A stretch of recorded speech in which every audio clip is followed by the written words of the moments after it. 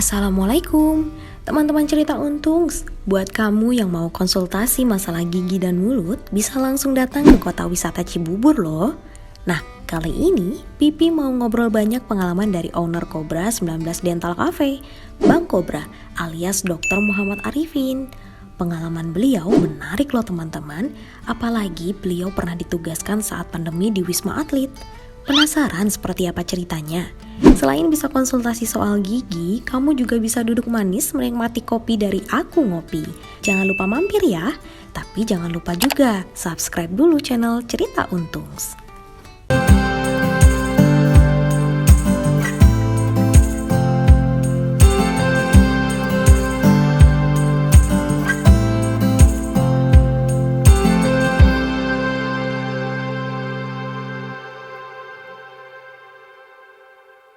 Assalamualaikum warahmatullahi wabarakatuh teman-teman semuanya.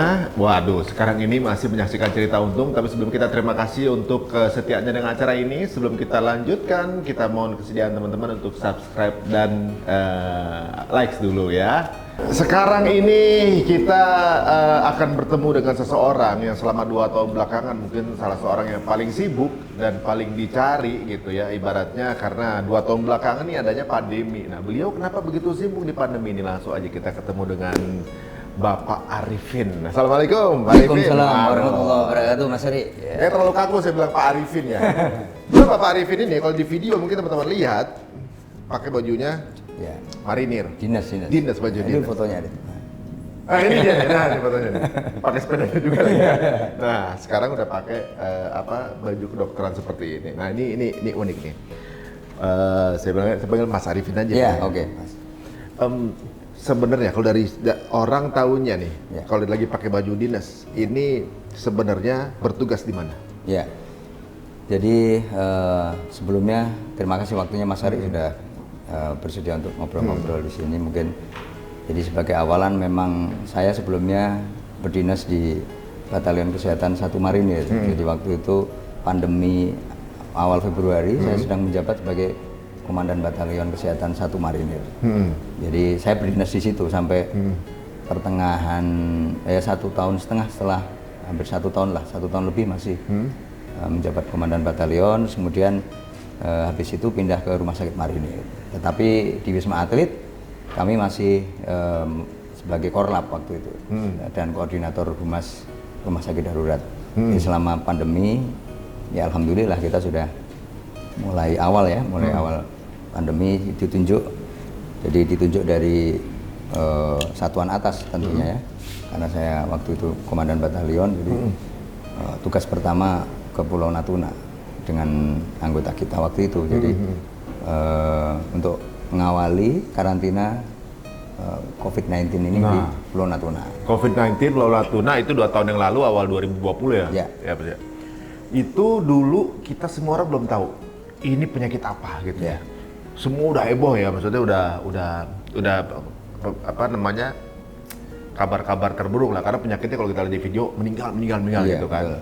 Nah, yang saya agak mau tanyakan ini agak unik. Kok yang diturunin marinir ya? Oh, ya. Nah, ini maksudnya ini kan penyakit ya. Iya. Yang diturunin pasukan marinir ini kenapa? Ya, sebenarnya kita kan satuan di Marinir itu kan ada Batalion Kesehatan. Ya, jadi di dalam Batalion Kesehatan itu komandan batalionnya orang medis. Salah satunya saya komandan batalion kebetulan menjabat waktu itu. Jadi saya dokter gigi kan.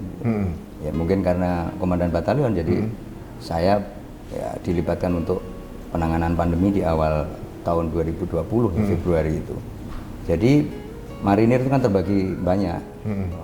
Ada infanteri, termasuk batalion infanteri, ada batalion angkutan bermotor, angkor, adalah saya ini di Batalion Kesehatan, Batalion Kesehatan 1 Marinir yang memang tergabung di Resimen Bantuan Tempur 1 Marinir. Jadi ya marinir tapi kita yang bagian kesehatan. Ya, jadi kan memang virus ini kan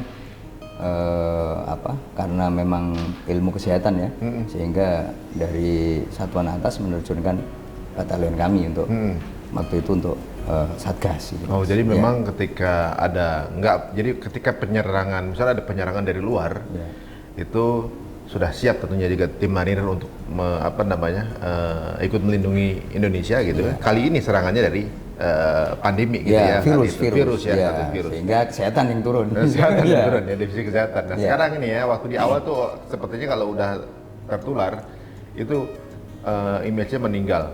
Betul. Sempet ada ini nggak ketika mau diturunin gitu, pamitan dulu nggak sama ibu gitu misalnya? Ya tentunya mungkin semua orang awal pandemi itu kan horor dan lihat video, lihat ya kan sekarang semua orang bisa ngelihat, tinggal ketik mungkin pandemi Wuhan awal-awal itu kan muncul video banyak. Oh iya, awalnya pandemi Wuhan namanya. Iya kan, itu kan banyak orang yang meninggal di pinggir jalan itu kan kita lihat tiba-tiba koplak gitu kan. Betul sekali. Itu kan siapa yang nggak takut kan itu. Sama dengan kita manusia biasa kan, walaupun seorang tentara tapi kan manusia juga.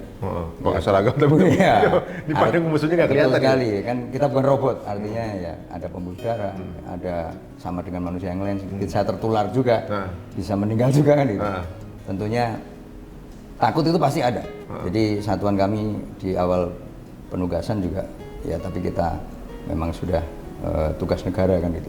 Artinya ya memang kontraknya tanda tangan berani mati kan gitu. Jadi ya sudah, keluarga juga sudah memahami itu.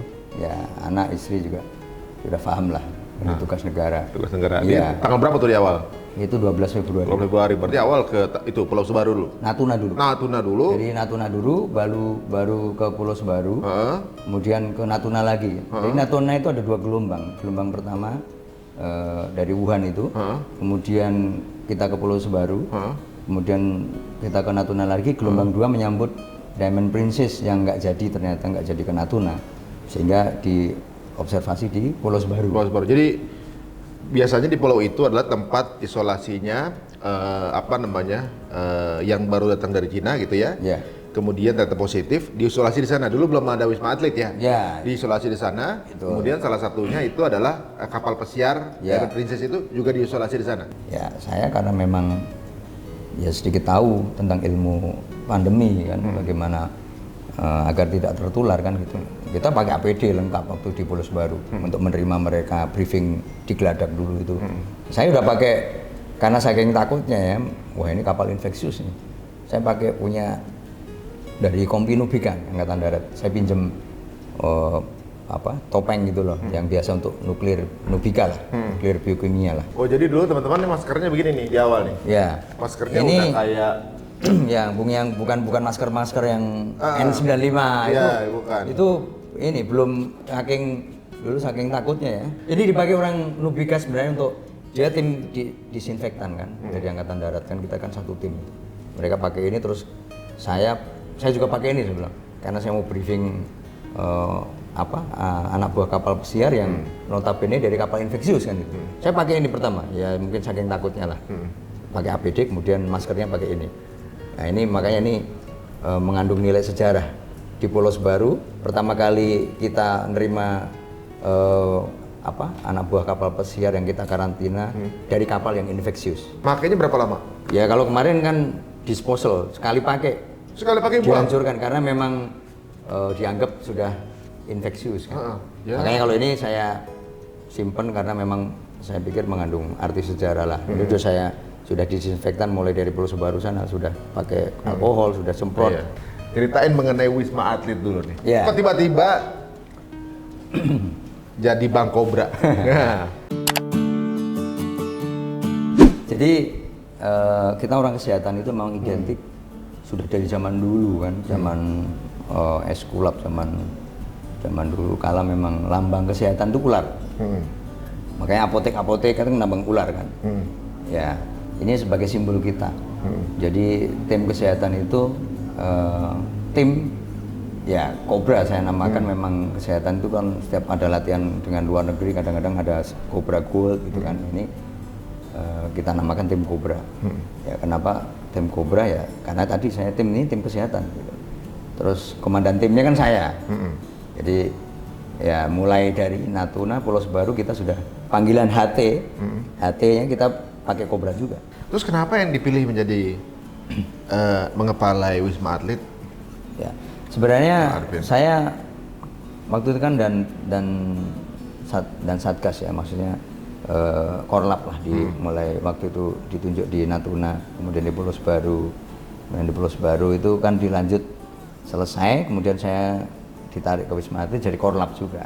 Jadi yang kepalanya ada sendiri, koordinator gitu. Wisma Atlet itu ada bintang 2, itu ada dari Kepala Pusat Kesehatan TNI. Jadi saya hanya Jadi Bang Proba korlap ya? saya hanya di lapangan, pokoknya saya mengatur di lapangan saja, di lapangan mengatur ya, pasien. Total 2 tahun udah berapa pasien? Waduh, udah ratusan ribu mas. Jadi Ratusan ribu? Ratusan ribu, karena mulai awal pandemi ya, mulai tanggal 23 Maret. 23 Maret itu dibuka oleh Presiden, sore, jam 5 sore itu sudah menerima pasien kan, dan fluktuatif kan, memang waktu itu naik turun kan gitu. Jadi sudah dihitung ya, sudah kalau sudah dalam waktu 2 tahun ini sudah ada angkanya ratusan ribuan. Ratusan ribu. Yang meninggal? Ya meninggal yang paling banyak waktu Delta mas, yang waktu Delta itu paling banyak meninggal. Bisa tahu kisaran berapa tuh? Ya, Ribuan nyampe? Nggak nyampe sih, yang waktu ratusan lah. Waktu Delta ya khusus, kalau yang awal-awal pandemi. Kalau di total? Ya kalau di total yang hanya 1-2 bulan itu ya, Juni, Juli, Agustus itu hampir 400-an lah. Gitu. Ya Delta ya, memang kita ketahui Delta itu memang varian yang waktu itu memang dia penetrasi ke parunya kan cepat ya.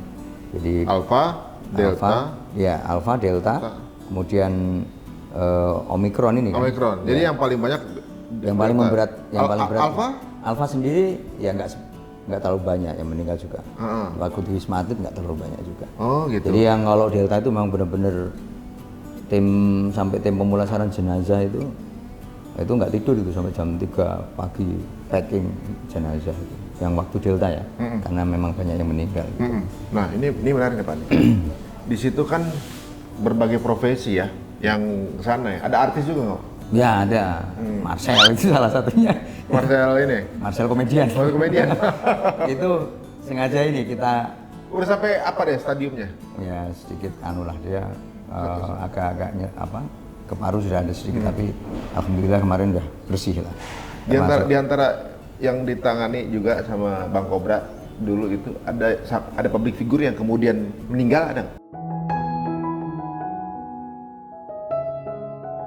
Oh ini, tapi itu dirujuk ya, itu suaminya Mbak Joanna Alexandra itu, yang pendeta ya, Yang pendeta itu ya? Yang kacamata itu nggak salah ya? Mas siapa lupa aku. Agak lupa juga. Ya itu di Wisma Atlet, terus kemudian dirujuk ke rumah sakit luar, memang karena kondisinya drop, meninggalnya tidak di Wisma Atlet tapi. Nah itu memang. Maksudnya ikut menyaksikan kalau? Ya itu kita sempat ngobrol juga, saya ikut visit. Lihat dari dia masih siuman. Iya, waktu itu kan datang biasa aja, nggak terlalu ada keluhan. Ya artinya kita sempat ngobrol-ngobrol juga, sempat ketawa-ketawa juga. Jadi artinya memang perjalanan hidup ini nggak ada yang tahu kan. Ya kita juga. Ya udah maksimal juga tetap kalau ya, dari Wisma Atlet sudah maksimal, makanya terus dirujuk ke rumah sakit luar. Makanya dia meninggal di rumah sakit di luar Wisma Atlet. Kalau siapa ya, musisi gitu, penyanyi ada? Ada gitaris Gigi, Mas Baron, almarhum ya. Baron juga itu sempat dirawat di Wisma Atlet. Beliau tapi cepat ya. Berapa saya lihat postingannya dua minggu yang lalunya masih. Ya benar, itu termasuk cepat, terus karena beliau ada komorbidnya, terus pindah ke rumah sakit Polri waktu itu, terus meninggal di rumah sakit Polri. Nah itu kesannya gimana nih Pak? Kan ngurusin orang di Wisma Atlet itu setegang Natuna apa nggak? Ya. Setegang Sebaru nggak tuh? Jadi kalau di Natuna kan saya yang jadi anggota saya kan, waktu itu perwira saya yang datang pertama kali, saya belum, yang Natuna pertama saya belum ikut. Nah, jadi yang Natuna kedua, gelombang kedua itu karena nggak jadi itu, saya ke Pulau Sebaru. Jadi yang menegang ini kan memang karena di pulau sendiri ya, jauh dari mana-mana, evakuasi kan, harusnya helikopter, harus ini. Ya menurut kami ya memang yang di Pulau Sebaru itu. Tapi kan momoknya kalau di awal pandemi itu Wisma Atlet itu menakutkan, karena itu kan isinya udah virus gitu, maksudnya di ruangan sana gitu. Nah itu kan sempet di sana gitu, nggak takut terinfeksi? Ya, jadi tahapan level orang itu kan ada ya, maksudnya dari takut banget, agak takut, tidak takut sama sekali, sampai biasa aja jadi? sampai biasa aja, sampai takut kembali, terus sekarang udah biasa aja. Jadi level itu saya lalui semua. Jadi dari mulai pertama di Pulau Sebaru takut sekali, makanya pakai proteknya, wis pakai, saking takutnya terinfeksi. Kemudian di Natuna, ulangi di Wisma Atlet, awal-awal saya sudah agak hilang. Jadi saya biasa ke red zone di Tower 7 waktu itu. Saya mulai pertama kali buka rumah sakit darurat, saya kan korlap, maksudnya di lapangan saya suruh handle waktu di UGD Tower 7 itu saya nggak pernah pakai APD. Memang saya nerima pasien, terutama yang pasien-pasien rombongan itu, saya briefing di depan Tower 7 itu, di depan UGD. Ya saya PDL-an aja gitu, sama masker double gitu aja. Masker biasa? Ya masker KN95 sama masker bedah saya dobelin. Itu memang karena kita tahu bahwa sumber penularan ada 3 titik kan, mata, kemudian hidung dan mulut. Nah, jadi yang benar memang pakai face shield, masker double lah. Itu sebenarnya sudah protect. Ya. Nah, kalau APD total keseluruhan kan takut kena Nempel droplet, ya. nempel sebenarnya gitu. Tapi alhamdulillah selama, jadi saya ada maksud juga, bukan kita sok-sokan nggak takut apa enggak, tapi karena orang waktu awal-awal pandemi, Maret gitu ya, Maret pertengahan, saya ulangi 23 Maret sampai bulan Mei itu orang masih positif itu tabu, terus kemudian stres, Dulu takut, kalau positif kayak aib. wah betul sekali, sampai ada yang keluarga nggak mau nganter, gitu. Ada juga yang datang suruh ambulan pokoknya lah. Sampai kalau ada yang positif di kampung dimusuhin sekampung. Nah, ya itu salah satunya. Memang faktanya seperti itu. Jadi memang, nah, itu kenapa mereka sudah diusir-usir gitu kan. Begitu nyampe Wisma Atlet lihat APD stres, takut lagi.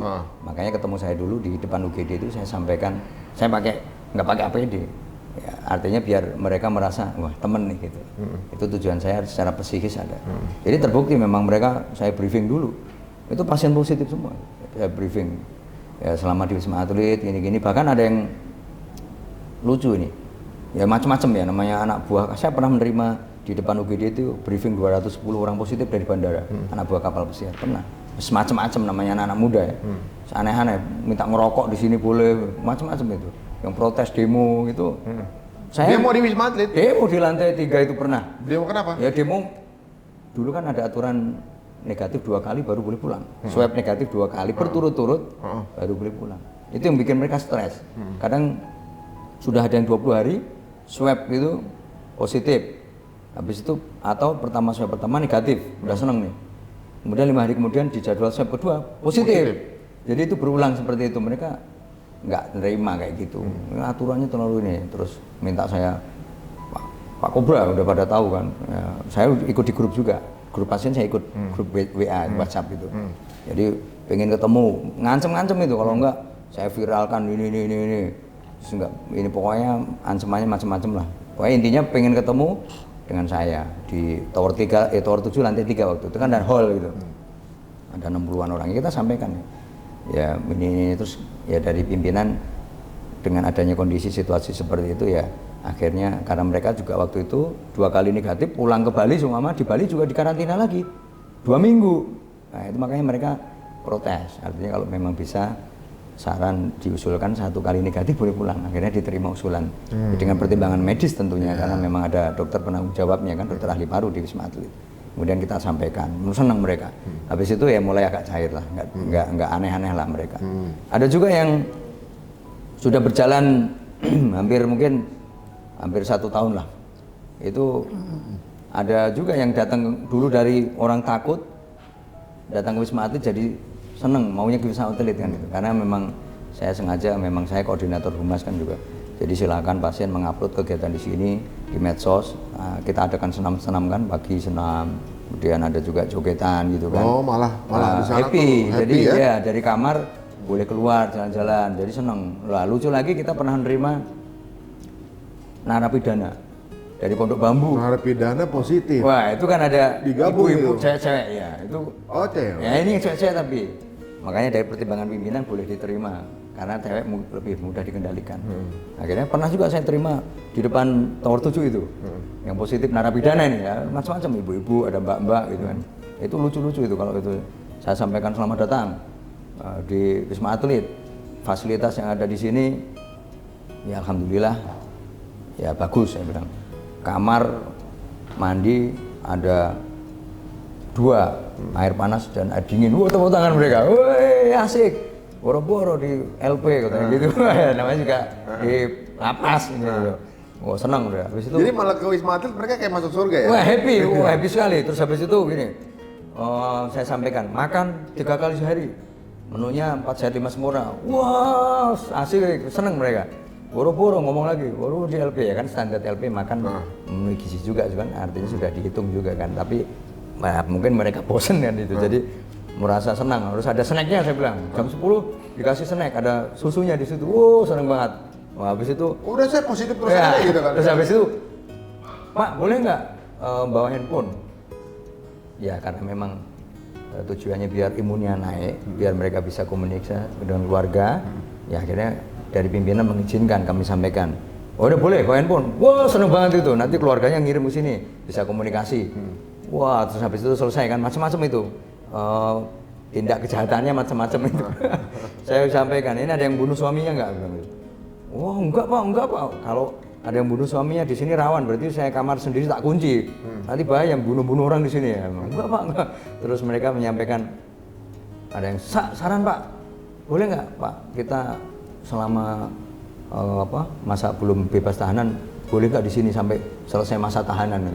Wah itu yang bikin lucu, saya bilang ngarang-ngarang ya bilang. Tapi itu bikin kita jadi ya perasaan bersyukur ya. Maksudnya orang takut masuk Wisma Atlet, tapi ada juga orang yang malah happy masuk Wisma Atlet. Wah itu seneng banget itu. Menangani segitu banyak selama 2 tahun, jujur nih Pak Kobra pernah positif juga. Iya. Iya. Saya pernah positif. Iya santai banget. Jadi Iya. terus terang saja memang fase kita kan memang Apa nih, Alpha, Delta? Alpha waktu itu. Alpha Mas. Yaitu bulan Desember 2020. Ya gimana, saya setiap ada temen nelpon, temen sekolah itu yang angkatan laut itu kan, Sesko, leting temen-temen Sesko kadang-kadang nelpon, mentor, ya saya di lapangan bawah nih, ketemu dong. Ini positif padahal itu. Iya ngobrol-ngobrol gitu kan. Memang Desember itu kita agak drop lah, maksudnya makan juga udah ogah-ogahan itulah, semangat. Jadi itu membuat kita sebenarnya kalau makannya bagus terus, mungkin kita mau maksudnya menjaga, mungkin sih nggak tertular. Tapi Desember itu kita memang, saya sering ketemu teman pasien-pasien yang di red zone ya, itu ya memang ya mesti kan orang main air kena air, main api kena api. Iya. Nah itu aja sih, mungkin saya anggap ya itu suatu Itu hal yang lumayan. ya memang Berapa hari itu kena? sekali aja. Enggak, Mungkin maksudnya dirawat di situ juga berarti kan? iya. Berapa lama? Jadi 8 hari 9 hari lah. Tapi saya ya di kamar saya sendiri. Oh. saya karena korlap ya, takutnya anak-anak kobra positif. Takutnya anak-anak jadi down. Kobra aja positif gitu. Jadi saya banyak yang nggak tahu, relawan itu nggak tahu kalau saya positif. Lah Jadi itu kalau di keluarga itu tetangga gitu tahu Bang Kobra ngurusin COVID, itu gimana? Ada curiga dong berarti. Maksudnya kan zaman dulu kayaknya seorang satu sakit aja dikucilkan kayak aib gitu ya. Ini malah kerjanya di situ. Ada gimana nggak tetangga-tetangga? Ya, pasti kan saya 4 bulan pertama itu nggak pulang kan, memang waktu di Sama nggak pulang. Jadi kan memang di saat itu juga swab juga masih jarang, artinya memang lebih bagus untuk pasien kan gitu. Jadi kita swab ya ada sih di Wisma Atlet itu swab rutin lah, tapi kita kan menjaga juga keluarga, maksudnya waktu apalagi 4 bulan pertama orang saya takut-takutnya kan itu. Jadi kalau saya keluar dari Wisma Atlet, wah horor nih kan itu, bayangan orang wah infeksius keluar ini. Iya gitu kan. Saya waktu 4 bulan setelah itu kan saya pulangnya tengah malam kan. Pulang. Jadi tetangga banyak nggak tahu. Tapi udah swab sebenarnya. Udah negatif kan, saya pulang keluarga lah. Itu udah mulai 4 bulan ke atas Satgas lah di Wisma Atlet. Jadi ya pulang balik ke Wisma Atlet subuh udah sampai sana. Jadi datang malam subuh udah balik lagi? Iya, jadi biar menghindari orang Keluarga gimana keluarga? Maksudnya kan pasti ya kangen, Ya. tapi ya takut tertular juga. Ya pastilah itu. Memang saat Desember itu positif itu memang anak saya yang mungkin saya nggak kasih tahu sebenarnya. Karena harapan saya biar nggak khawatir kan gitu. Ya itu saya WA istri saya menunjukkan saya positif lah, menunjukkan hasil swab itu. Ya, kayaknya notifikasi itu dibaca anak saya yang cewek itu. Jadi seketika itu juga nangis. Ini histeris itu. Wah saya video call nggak kuat juga, dia nangisnya berat. Bayangan dia positif meninggal. Iya. Positif itu akan meninggal. Itu histeris sekali. Padahal saya udah nggak ngasih tahu, cuma istri saya yang ngasih tahu. Tapi ya, telepon kan ditaruh, ya itu nggak sengaja dia tahu. Kalau anak cowok saya nggak kasih tahu. Jadi cuma anak cewek saya yang tahu. Itu memang, terasa saya, ternyata berat sekali ya, maksudnya positif. Padahal buat saya waktu itu positif biasa lah udah. Karena sudah lumayan lama kan. Desember itu kan sudah satgas berapa bulan? Ya kan, Maret, April, Mei, Juni, Juli, Agustus, September, udah 9 bulan. Saya anggap ya sudah biasa.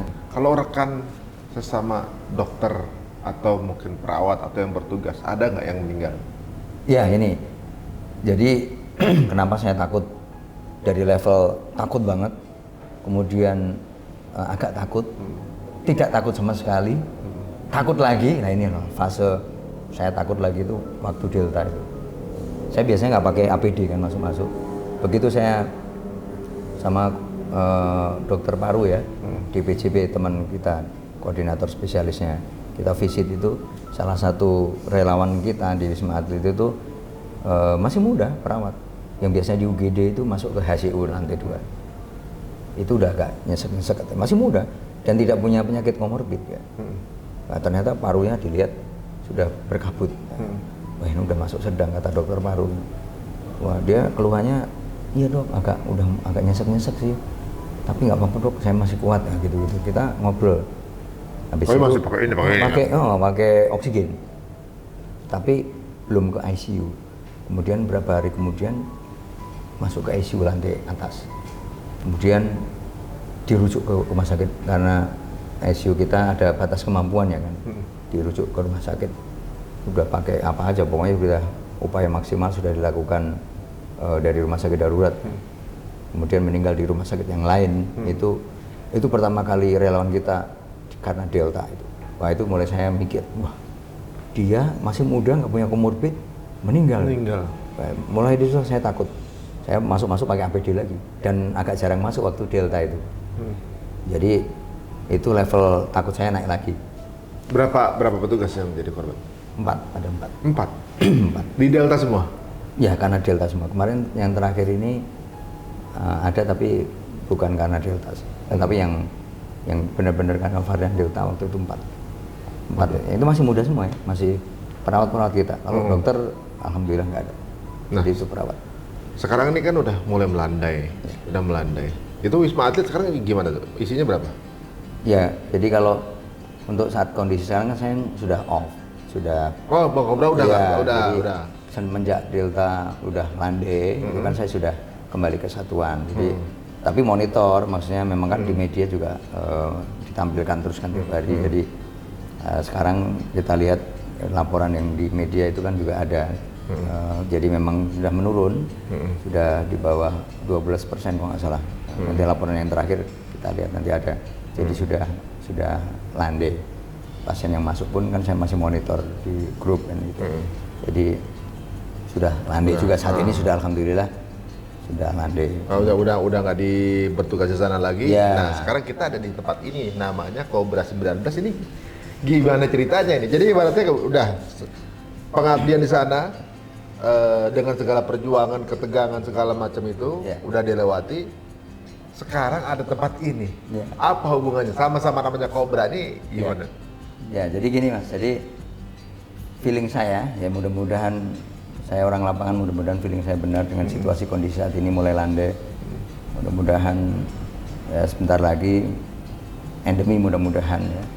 Jadi tanda-tanda itu sudah ada dan kita sudah lihat sendiri ada edaran-edaran dari pemerintah, dari Satgas yang mengatakan tidak perlu swab lagi naik pesawat, naik kendaraan umum, tidak perlu swab lagi, artinya itu sudah diberi kelonggaran yang menurut kami itu sudah mengarah ke endemi. Ya, sehingga ini harus kita sambut. Artinya sejarah itu akan kita tinggalkan. Mudah-mudahan itu. Tercatat tapi ditinggalkan. Ya. Dan di sini kabarnya ada tempat-tempat ada barang-barang sejarah memorabilianya. Ini yang pertama. Ya. Apalagi nih? Ada lagi. Nah ini ya Mas. Ini sepatu juga nih. Ini Sepatu. Sepatu ini bukan sepatu boot sembarangan ya. Ini marking ada NRP saya ini 14594. Ini nomor pokok saya di Angkatan Laut. Ini pasti Ini mulai Natuna saya bawa. Natuna ini. Makanya ada tulisan manual pakai spidol aja Cobra. Kalau ini di Wisma Atlet pakai sped. Kalau di Natuna kan nggak ada, di Pulau Sebaru kan nggak ada pilok kan. Pakai manual ini. Ini sudah menemani saya mulai Natuna, kemudian ke Pulau Sebaru. Menemani kita ini setia ini sampai Wisma Atlet hampir 1,5 tahun. Pakai terus. Ini sempat hilang ini di Wisma Atlet. Jadi bukan nggak apa-apa kalau hilang, kalau ada penyakitnya gitu malah nggak apa-apa, jangan gitu. Wah, ini kan kalau setiap selesai dipakai kan disinfektan. Terus kemudian kita simpan di tempat ada sepatu lah, kita taruh bareng-bareng di situ. Ternyata seminggu hilang sempet nih di Wisma Atlet. Ada yang ngefan gitu. Ada yang ngefan. Jadi dia pengen punya sepatu karena oranye ini. Satu-satunya sepatu di Wisma Atlet cuma saya. Kenapa pilihnya oranye? Karena dapatnya memang warna oranye. Oh, dapatnya. Dan dulu kan putih, ada juga boot. Awal-awal tuh putih semua. Saya sengaja beda sendiri. Jadi sebagai tanda lah di Wisma Atlet, kalau ada boot ini jalan Cobra itu. Hilang seminggu katanya lagi sama Sanca. Wah, ternyata ada yang nyimpen. Jadi anggota saya kan saya suruh cari, coba cari. Ternyata ada yang simpen kan diumumkan di grup. Jangan sampai sepatunya nggak balik, gitu kan. Pokoknya ini ya. Nah, kemudian seminggu kemudian balik sendiri ini. Ada di mana? Ditaruh di tempat yang semula. Jadi nggak tahu siapa yang? Nggak tahu, tapi yang jelas relawan. Oh iya. Karena memang waktu itu kan banyak pengen foto, sedikit pengen foto. Saya dulu gitu, kok relawan tuh saya ke lapangan sebentar, aku berapa foto, diupload di IG. Jadi saya cukup bingung juga. Loh, kok semua pengen foto sama saya bilang. Ada lagi. Ini sepeda ini. Sepeda ini bukan sembarang sepeda lipat ya.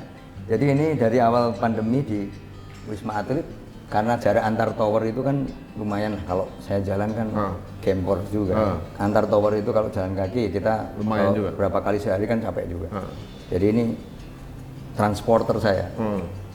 Jadi dari tower 1 ke tower 3, ke tower 4, ke tower 5, tower 6, ke tower 7 saya selalu pakai. Jadi ini sejarah juga, setiap saya keliling-keliling di stop pasien-pasien itu. Pak Cobra berhenti, foto. Ini saya abadikan. Ini ada galeri di sini ini. Bukan berarti ini memang pengen mengabadikan lah. Artinya ini tempat sejarah menurut saya. Barang-barang ini barang-barang sejarah dari pandemi yang insya Allah sebentar lagi mudah-mudahan akan berakhir. Itu ada juga Pak? Tongkat? Ini tongkat ini juga bukan sembarang ini. Jadi tongkat ini tongkat yang sering dipakai kalau lagi foto kan? Ya, ini nih, yang di itu Mas, yang di foto itu. Tuh. Nah itu senjata, kalau bisa kita lihat, itu belakangnya kan tower. Semua. Iya. Saya lompat, itu sepatu saya yang Ini orange. semua nih? Iya semua. Iya. Ini seragamnya Pak? Iya seragamnya. Masih dipakai? Ada. Jadi nggak Sebenarnya dimasukin. ada, mau saya taruh di sini bingung gawe naruhnya. Ada, itu sebenarnya untuk sejarah juga, nantinya akan saya simpan baju itu. Waduh. Jadi ini semua bagian dari sejarah. Ini termasuk mulai Natuna, Pulau Sebaru. Ini Sampai tongkat Wisma Atlet. komando. Sebenarnya ini waktu Komandan Batalion Kesehatan pemegang tongkat komando ini kan, ya ini saya anggap sejarah.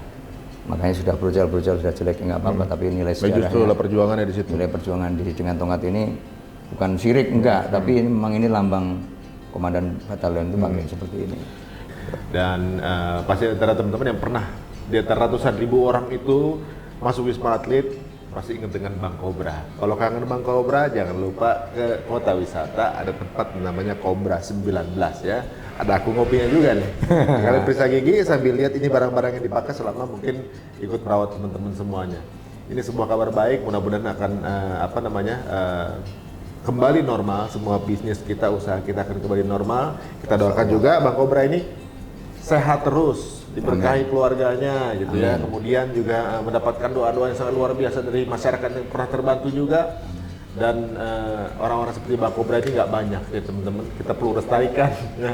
Sampai ada pandemi segala, maju lagi nih Bang Kobra nih. Jangan sampai turun lagi nih. Kayaknya udah cukup pandemi ya. Insya Allah. Udah cukup pandemi. Insya Allah cukup. Masya Allah.